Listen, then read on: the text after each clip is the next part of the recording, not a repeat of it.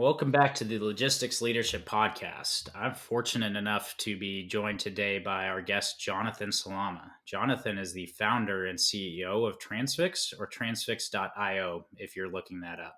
Jonathan, great to have you. How are you doing today?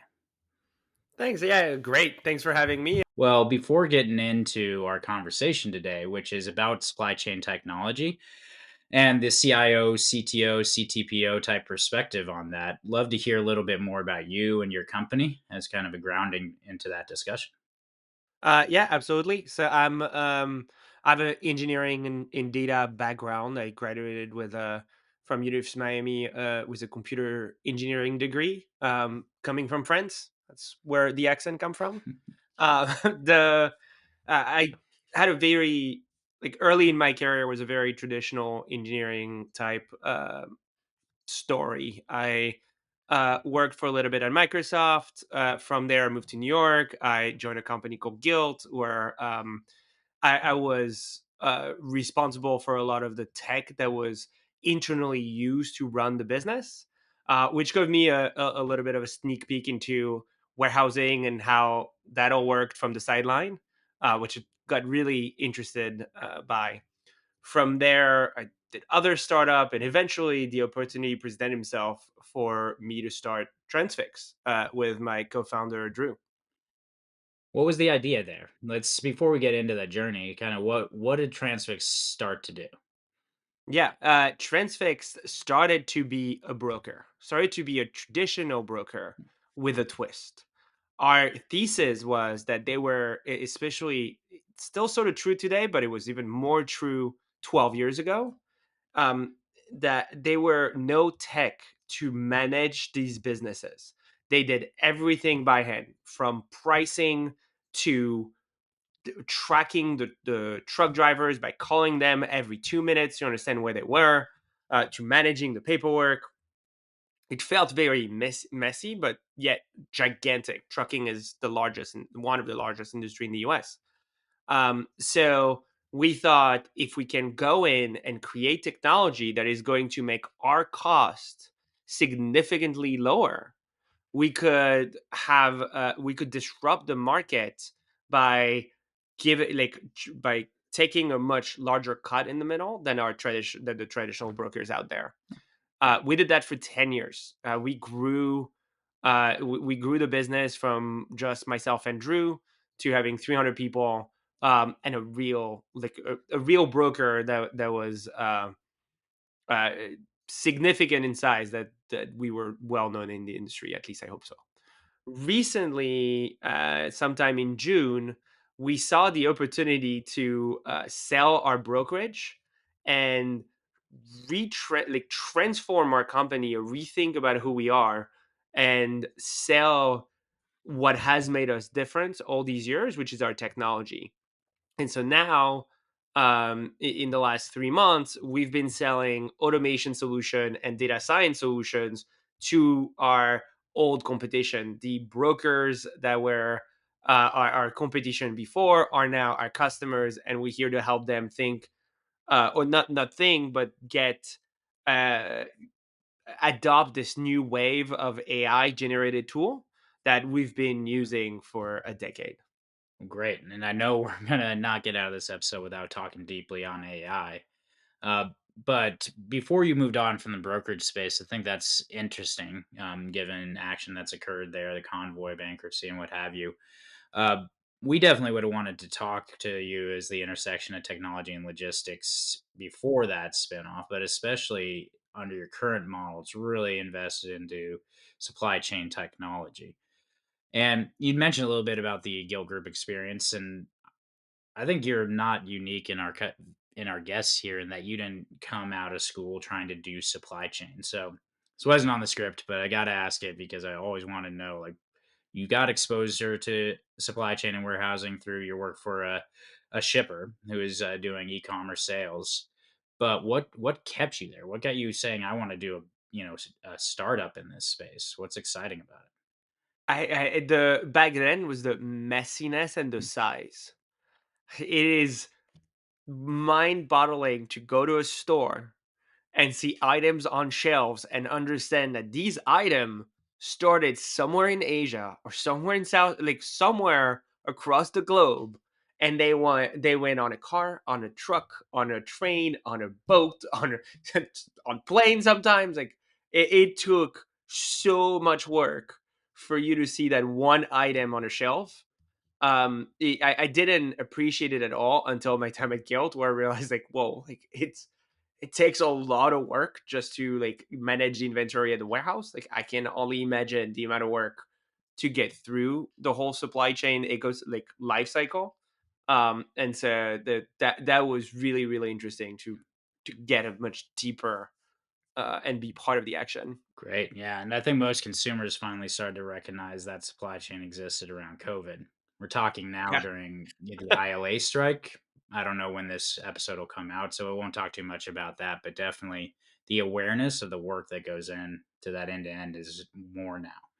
Um, Yeah, there's more and more empty. There is more empty shelves now that I feel like there've ever been, and that makes everybody wonder like what happened. yeah. Well, my team was joking about paper towels. There's an article out of Virginia that they've been panic buying the paper towels, and those are all produced domestically. So they're actually not coming in on containers, folks. So It's really funny. let's go broadly into the supply chain technology. And, I kind of talk about the COVID impact to things, but in that, 12 years or so of your journey at Transfix, what would you say have been the biggest technology changes between where the industry as a whole was when you started and where it's at today? What's been the most impactful? I think there's clearly two. The first one is from at least 2 or 3 years after we started. Almost all truck drivers started having mobile phones, mobile like smartphone, Mm, and so that adoption really changed how we as brokers, but how shippers sees the carrier base. Our carrier base were no longer unreachable and difficult to communicate with. It became really easy to target and to talk through and to have a relationship with at a grander scale versus that your local carriers that you know of. There's much bigger adoption technology on the carrier side, which I think has really changed how the industry have seen trucking in the last decade. that's a great one. That Um, wasn't a top of mind. Can you have a tangible example of how that changed how Transfix was able to operate versus a CH Robinson a decade before that? yeah, so for us from day one, um, it's we you had to sign rate confirmation via our app. Hmm, And our app was like mobile friendly, so you'd have it on the web, on the app. Didn't matter. But mhm, what that created is our carrier base was local to hmm, us. They came to our app. They could right away see our loads while they're dealing on like the paperwork on one shipment. They had the ability of see many, and like they had the ability to bid and interact in that ecosystem.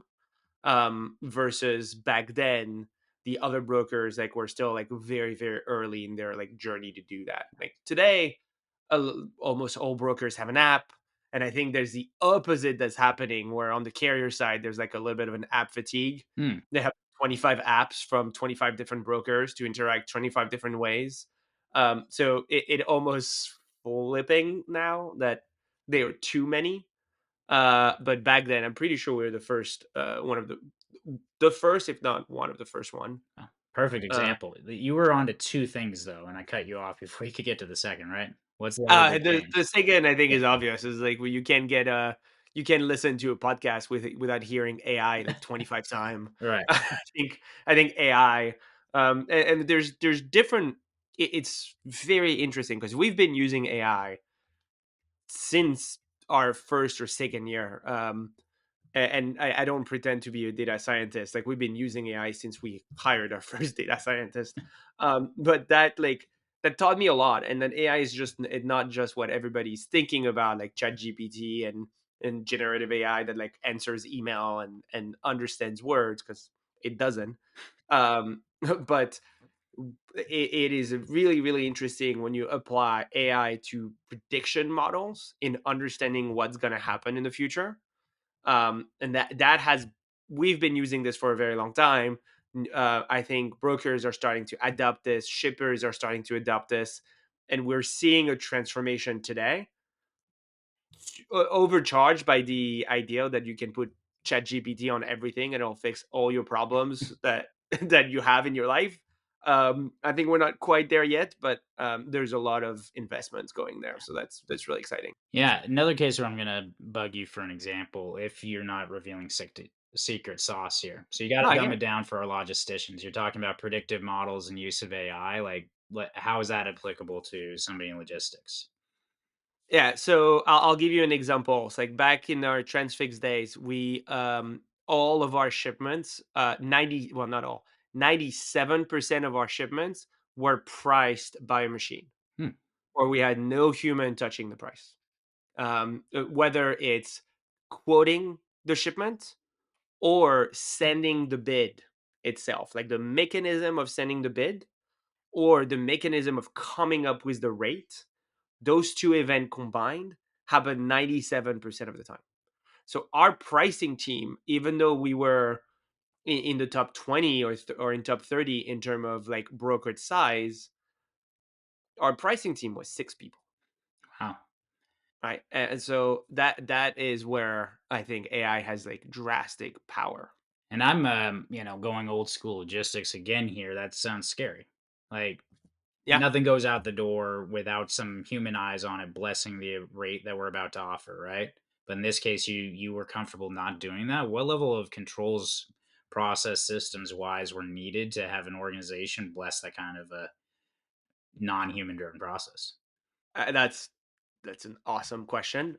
Because tons. At the beginning, our operation team, as you can imagine, was very against this idea of doing of doing any of it. And so at first, it was okay. We're not going to publish a rate to the customers. We're going to recommend a rate to you. And then there's this idea that if you negotiate longer, you can get a better rate. If I'm sure if I call this next carrier, Right. I'm gonna get a better rate. Hmm. What happens is you're just wasting time. You're getting the right rates, and your lead time to pick up is getting shorter and shorter, and now your rate is going up. So at some point, we took the controls of like, they're like, yep, we are going to submit the rate via data science. But what we did is create what we've called a control panel, where they our leads and our more senior rep that knew our regions better than anybody, better than our algorithm, had the ability to say, wait, I know there's an event happening in this region, like whether it's a hurricane that's changing route last minute, or it's we had this is a tangent, but a long time ago, Obama visited one of the plant that we were supposed to pick up from, and nobody wanted to go, and our price skyrocketed. But the algorithm obviously didn't know that, so we got hit pretty bad. And so then like we added levers, so like okay, I know Obama's coming, let me increase the rate manually. And you had a lot of flexibility on like when you want to do it, what regions you want to do it, at a shipper level, at a facility level. We build up such a strong control panel that they felt still in charge Hmm. while still having the whole process being fully automated. Right. Yeah, I mean, they're the ultimate inputs to the AI and algorithms. So if the Yeah, AI or algorithm is wrong, there's a human that that's can right. fix it. That's right. I didn't expect it to come through that angle, but the Obama visit is right up a subject I wanted to talk about, which is disruption events, the unexpected. Mhm. Right? We talked about the port strikes, we've got COVID. Um, there's been a lot more of that, it seems, in the last 5 years or so. So looking strictly through that disruption event lens, what's new in the technology space from the technology perspective in supply chain to mitigate those kind of impacts? And you can't say predictive modeling again. Use that one. Damn it. Okay, fine.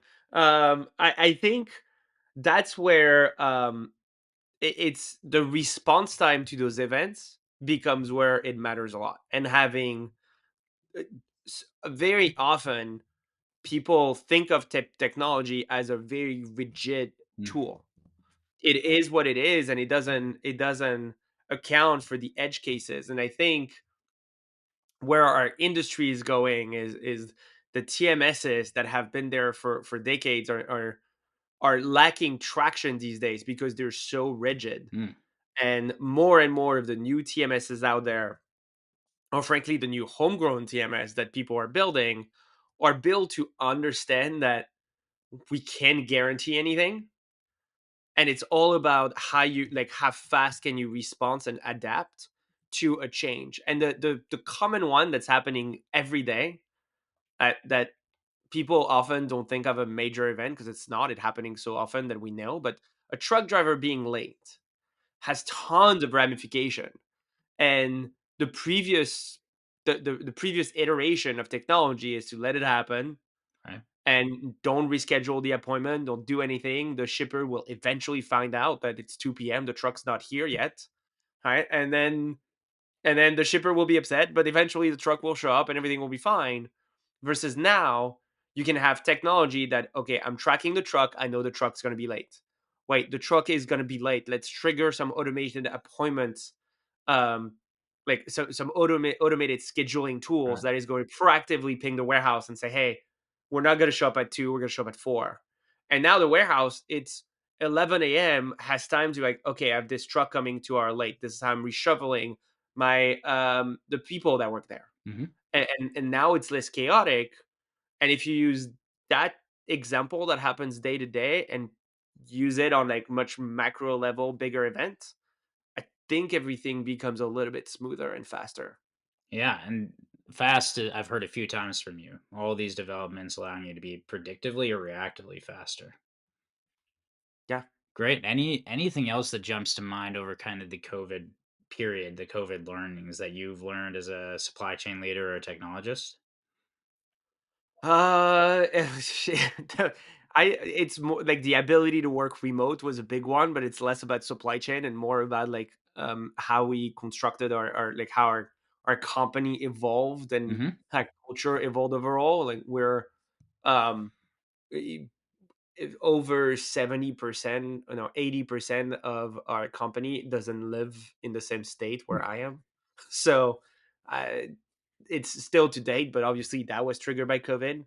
And I think to bring it a little bit to supply chain and how we deal with it, the most important part was for us to make sure that our customer understood that even though we're not in an office, we are still very responsive. We haven't lost our like our thesis or our mentality or our culture has always been customers first. Right. It doesn't matter who you are within the company, like customer call you pick up. And so um keeping that culture through COVID, I think, was very challenging, and we're getting used to it. But that's another one that's very top of mind of how it changed all industries, not just supply chain. And when I think about your comment about remote dispersed workforce, I'm thinking about connectivity. And the same thing Yeah, came up as you're talking about specializing Transfix to be a software provider. It came up in the last episode that there's more specialization happening in these areas in supply chain. And as a result, I don't know if you'd call it app fatigue or what have you, but at the like enterprise or business level, the number of connections you need to have to orchestrate your supply chain seems to have exploded over the last 5 to 10 years. So, yeah. how do you think about navigating that? How do you think about the value proposition to your customer when you're, one of 25 apps that they're now having to manage?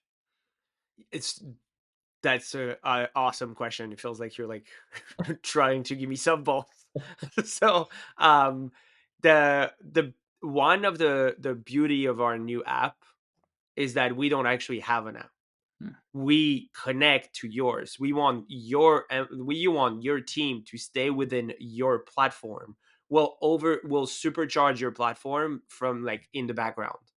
So the easy example is we have a scheduling tool. We have a way for you to automate scheduling. We have all the engine in the back that's going to trigger the emails, that's going to set up the right appointment, that's going to find, hey, this needs to be rescheduled, let's go. We're going to do all this, but your user is going to stay within your TMS. Hmm. They're outside of a powered by Transfix, they wouldn't know we're here. Right. And so that's, I think, like we agree with the app fatigue, and we agree that like we need, like everything needs to come back together in a like better environment, but at the same time a lot of these tools don't have the whether it's like the data science expertise or the automations that we have. So we want to meet the shippers or the brokers where they are to make sure it doesn't create that, we don't cause the fatigue. Right. Well, great. I wasn't expecting that answer, but that was perfect. So we've kind of gotten ourselves to today. A lot of conversation about Transfix's journey, the COVID and the post-COVID world. So I'm going to put you a little more on the spot to think predictively here uh, on the next couple. So in looking at through that lens of what you've seen as the biggest changes broadly in technology over the last 5 to 10 years, what about the next 5 to 10? You've touched on AI, so we can start there, or you can name some other stuff, and I'll go deep on that as well. I can certainly start with AI, because I think it's only the beginning of that journey. Right. The chat GPTs of the world and the Gen AI models are going to be, they're just going to gain Yeah. traction, and they're going to gain sophistication and accuracy. So I think we'll see everybody in the industry keep innovating and investing in different tools that we can't even think about today that will be powered by it. Yeah. I also think one major force coming in 5 to 10 years are going to be the automated trucks, Oh, the right. self-driving trucks. I cannot wait to see them, on the road. Most people are I pretty think scared to it's, see that on the road, so we're gonna yeah. get a kick I on that mean, the one. first, eventually you'll get used to it. The first few ones are going to be really scary, but eventually, I think, I think, and don't get me wrong, I think we'll need truck drivers all like forever, but that way we'll be able to just like keep them localized and give them a better lifestyle than the lifestyle of a truck driver is really, really difficult. Right. And I see this not as a replacement of the truck drivers, but as a way for them to earn more and have a better lifestyle, because they won't have, hopefully they won't have to do a lot of the driving that goes with being a truck driver, at least the boring one. Right, the long over the Um, road section. And it's interesting, exactly. my focus being within the four walls, right? We've seen robotics as a risk, something that people are going to have a boogeyman concern about. But what we've seen as it's been deployed is that there are plenty of warehouse jobs still out there. Let's hope that continues. And that those jobs have gotten less dirty, less walking, less heavy lifting. That's what the robotics takes on. So that's my hope for AV as well, is that it's taking those long over the road runs and the local delivery stuff with complicated parking and traffic rules inside the city are the things that we need humans for. Yeah. Or just refueling. Mm, Right? Like that's gonna take a while before like, I mean, you can imagine a future where all gas stations in the US are set up with like an arm that goes and then refuel the truck, but that's gonna take a very long time. yeah. Well, by Um, then we're all electric, right? Is that it? Would you make exact. that Oh bet? yeah, exactly. By Yeah, then, yeah. that's fair. By then, the truck charge itself by driving on the road. Right. Yeah. All right. I'm going to go back to AI, but I'm going to go a step back before AI because I was Okay. 5 years ago before everyone was obsessed with AI. It was blockchain. Blockchain is going to be the thing to revolutionize chain of custody events within supply chain. What was your journey with that at Transfex? Did you play with it at all? Do you see that it's like now just lost the flavor of the month and still has So, potential? Where is that going? so to be fair, um, the very, very early time of blockchain, I'm pretty sure I went on record to say like this is not like logistic is not an application for blockchain at all. No, everybody should stay away. I'm not sure why we're talking about it. And I was very vocal about that. So Transfix had nothing to do with blockchain, Oh, and we interesting. still refuse to have anything to do with blockchain. Well, Um, it's not popular, so I haven't heard that, this brokerage is crushing it because they were blockchain brokerage, right? yeah, I don't, I wouldn't get it. I wouldn't understand how that's related. All right, blockchain is a very like it makes sense. It makes complete sense if you want to go into cryptocurrency and do some crazy stuff around that. I get it. If you want to know Like the blockchain doesn't fix the concept of garbage in, garbage out. Right. If you're putting in bad data in, you're getting bad data out. Hmm. The storing of the data within our industry has never been the problem. The problem has always been, wait, where is that item? And blockchain doesn't solve this at all. Right. So we've always thought like I don't under like I've always been very vocal about how like we're not doing anything with blockchain, and yeah, I we probably will never, unless I'm very wrong. Well, yeah, But I wish we'd had you on 5 years ago so we could have that on record then. yeah, But 5 years from now, we will, have these predictions. I love bringing predictions to these episodes. So I got to bring one more flavor of the month. It's funny because your primary objective question is where is this thing? So what about the Internet of Things? That was a big deal 5 to 10 years ago.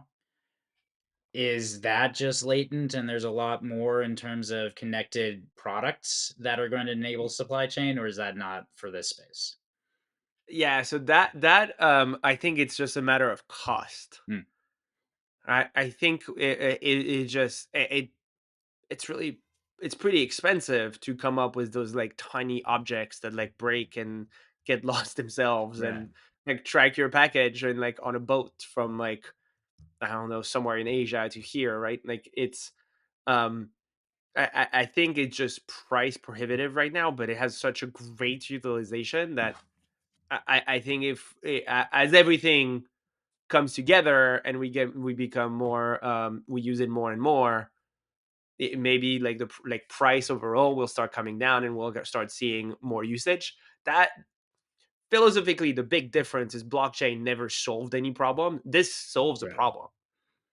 It just we haven't quite find the right usage for it. So No, I don't know. I'm yeah, putting my good. money on like this will be something one day. Well, all right, back to the flavor of today's month is AI. So I think AI in a lot of cases, from where logisticians said, it has the same problem as blockchain.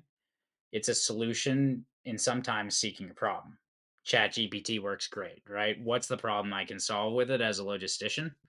I've been testing it a lot on logistics questions and it doesn't do great. So Yes. doesn't help me with that. So put on the hat of somebody, in a 3PL, in a brokerage, how should they be looking at AI so they don't fall behind, but they're not jumping on a bandwagon that's out not actually operating value for them? Yeah, that's a really difficult question. And I don't know that I have a perfect answer, but in my mind, that you should there rather than talking about like what you should do with AI, I have a strong conviction about like what you should not do with AI. Oh, And I okay. think what you shouldn't do is minimize your core relationship because you want to automate a phone call. And so I I don't know why I keep talking about scheduling because it's the only example that comes to mind. But for instance, Scheduling's huge. um, Everyone wants to hear it. Bring it. everybody wants to hear it, but there are facilities where our team called the facility manager so much to scheduling that it's starting to have a good relationship. They started to talk about their kids and guess who would always have the best appointment? That guy. Right. That guy who like knew the life of the facility managers and like where was if we automated that relationship, Mm. I don't know how many good appointments we would get. If we send that facility manager to talk to a machine, I don't know where that like the obviously like with facilities like it gets more complicated. They all want to move to emails and all this stuff, but if you have the opportunity to create a relationship, that's what humans are good at. That's what that's what you should optimize your team to do. Now, if you get I don't know, a lot of tender like shipment tender by email and they're all disorganized and it's that's a good spot to potentially use Gen AI. Mm. You could use simple regex formulas to try to figure it out without AI because not everything we AI is not like the hammer and every problem is just a nail. Like there are other types of tools to figure this out, Yeah. but the very repetitive that produce no relationship value, I think is a good place to start to think about Gen AI. We we did this project. So we had every year we do like a hackathon where every one of our engineers for a week can do whatever they want. And one of our engineers found a great use for Gen AI, and we still use it today. Um, he built a he built it in a way that it ingests all of our shipment data, and it creates a summary about what happened in the shipment, so that if a customer calls us and asks, "Hey, what happened in this shipment that happened 2 weeks ago?" If you're a rep and handle 500 shipments per day, you have no idea what Yeah. happened 2 weeks ago on that ship. You have no idea. So today, what happens is we used to tell them, okay, let me look into it and I'll get back to you. Now it's, I'm clicking a button, ChatGPT is pulling up a summary. I was like, oh yeah, this happened on this shipment. Um, we thought that was a really cool usage without like, while keeping the relationship Yeah. intact. Yeah, having that human interface to deliver it is huge because Yep. how does that person react to that summary, right? What do you do? That's That's right. And if the summary is a little weird, because you're right, like logistic is difficult for ChatGPT to understand, the person can react and can say, I'll get back to you anyway. right. Great. Well, I'm so glad you mentioned hackathon because I wanted to ask about just general technology innovation, especially in a company like yours. What does a company do to ensure that people at that level are bringing new innovative ideas in the technology space? How do you ensure that you've got a pipeline from your employee base of new ideas? That a hackathon is a huge way we do that. We've been doing it since the first year of the company. We do 1 to 2 a year. Dumb it down for And the logisticians. What are you doing? Oh, okay. So, 1 to twice a year, our entire team is broken down however they want. They can form team of ones. They can form team of the half the company, but they usually we will put up a theme. Like the last theme was you have to use Gen AI to do something, and then you can do whatever you want. It has to be related to the company. You can't just start a new business. um but like fix a problem that you see using Gen AI was the topic, and you give them 24 hours, and by the end you have to have a working prototype that you present to the rest of the company. um Wow. 24 hours. A lot of them don't sleep through it, they just power through. But it's a lot of fun.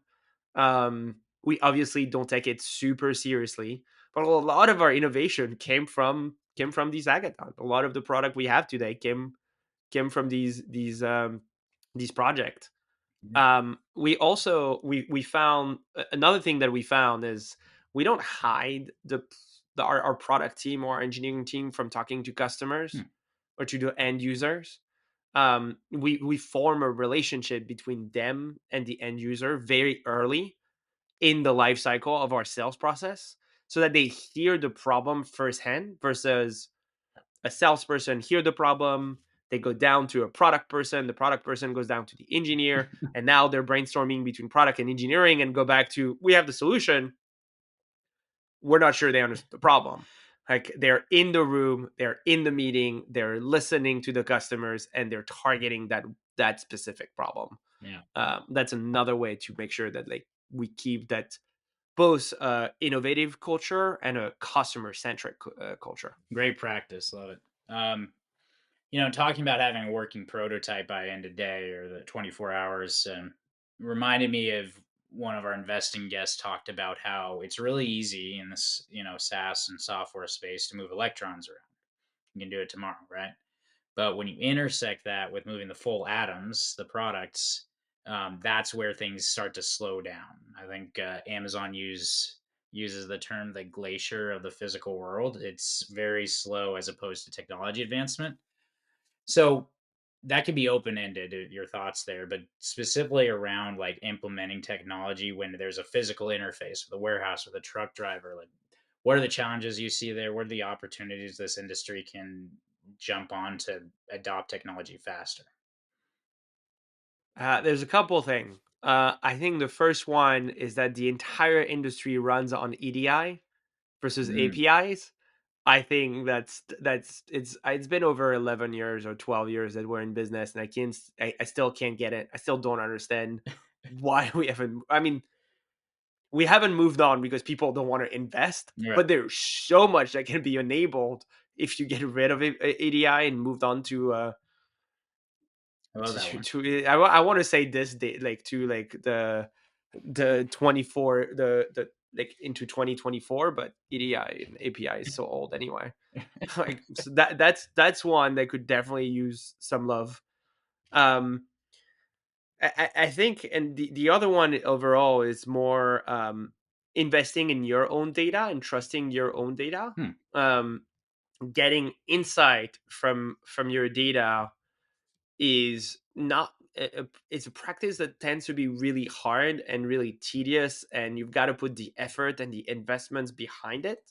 But that's how we uncover a lot of our issues that we didn't know we had, right? Like understanding how one specific portion of the life cycle of a shipment impacts margin and impacts the time it takes to operate it, and allows you to better project manage and prioritize what you should be spending your time on. That's, I think, is like it's getting more, and like we're talking to more brokers, and they're believing in it, but there's a difference between believing and investing, and I think we need to bridge the gap here and start investing in it.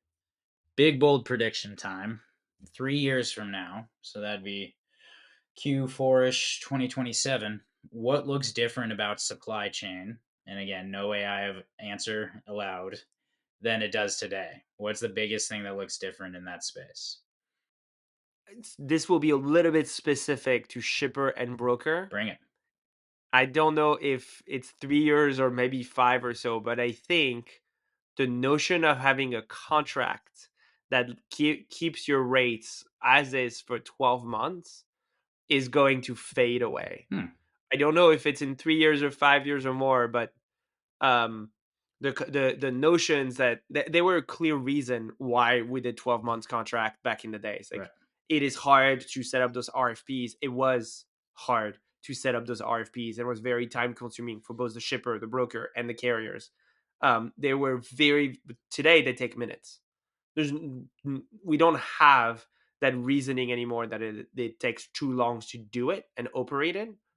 And we all know that it, a quote that we had very, very often around the table at Transfix is, we don't want to be the smartest people without freight. So if you know the market's going up, but if you bid the right rate at an upper market, you lose all the freight. Hmm. I think that concept is finally hitting people, and I am very hopeful for the brokers are there, which we no longer are, which I'm thankful we no longer are. That the concept of a contract, or like a rate that you have to keep for 12 months, starts to fade away. I love that. Very, very specific, but relevant to most folks. Somebody's out there shipping or, shipping on behalf of. And being in the warehouse space, we've been moving in that direction, trying to make it shorter term, more transactional. So this is not expecting that, but that is gold. All right, this one is going to look backwards at the craziest supply chain experience in your supply chain tenure. Weirdest logistics stuff that happened. I know truck drivers, nothing against them, but they create some great stories. The truck drivers community might be they might have like some crazy moments, but they also created some of the best moment we had, where there is no community that will help each other as much as the trucking communities.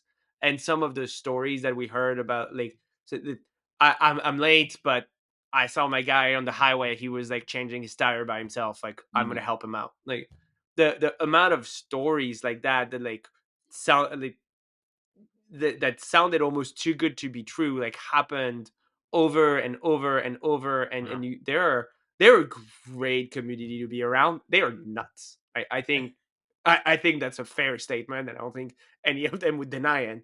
But they're also some of the best people we've had to work with, and I I I don't miss being a broker, but I'm gonna miss interacting with truck drivers. Oh my gosh. Amazing. Great convo, Jonathan. Thank you for the time. Thank you for the great insights and stories. Awesome.